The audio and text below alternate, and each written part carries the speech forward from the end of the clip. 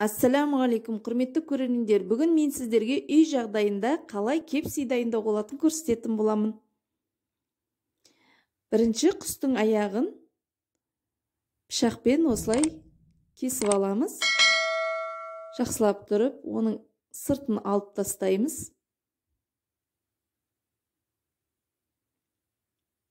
Мен жақсылап тұрып бәрін жуып алдым.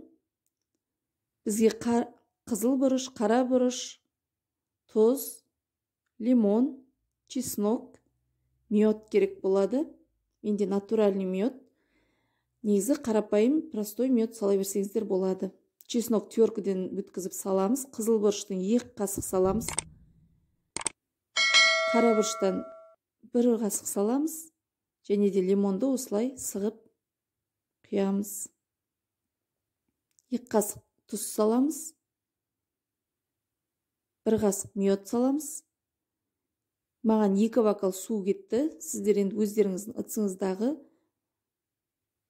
құстарыңыздың аяғына қарайсыздар. Жақсылап тұрып еземіз. Уксустан үлкен қасықпен 1 қасық құямыз.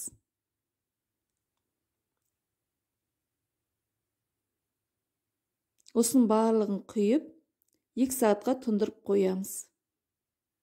Оған дейін ұнымызға қызыл бұрышты салып, жұмыртқамызды езіп, жақсылап араластырып, қызыл бұрышты қолмен араластырамыз, жақсылап тұрып. Менікі 2 сағат тұнып, окорочкілерімді енді газге майымды қыздырып, құстарымды жұмыртқаға былғалап, араластырып, осылай ұнмен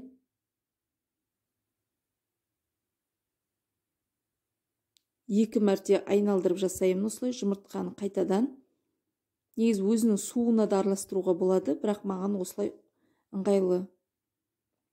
Мінекей менікі дайын болды.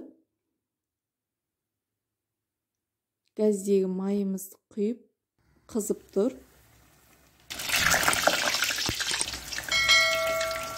40 минутта пісіп болады. Мен барлығын бір салдым. Мінекей менікі дайын болды. Жасап көріңіздер. Бұл өте үй жағдайында тиімді және де оригинал рецепт. Ас болсын. Рахмет көргендеріңізге. Осылай паприка сепсеңіздер де болады.